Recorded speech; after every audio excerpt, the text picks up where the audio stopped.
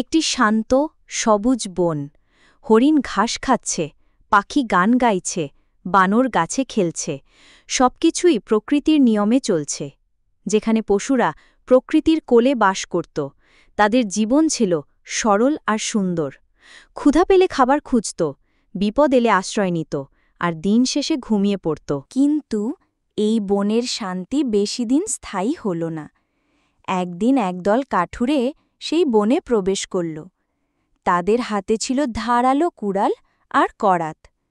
তাদের উদ্দেশ্য ছিল বনের বড় বড় গাছগুলো কেটে শহরে নিয়ে বিক্রি করা। কাঠুরেরা একের পর এক গাছ কাটতে শুরু করে। গাছ কাটার শব্দে বনের পশু পাখিরা ভীত হয়ে ছোটাছুটি করতে থাকে। রাতে তীব্র শব্দে পাখিরা ভয়ে ডানা ঝাপটাতে শুরু করল। পশুরা প্রাণ ভয়ে ছুটতে লাগল। পরের দিন মৌমাছির দল তাদের আক্রমণ করে। বনের পশু পাখিদের এমন ঐক্যবদ্ধ আক্রমণে কাঠুরেরা দিশেহারা হয়ে পড়ল।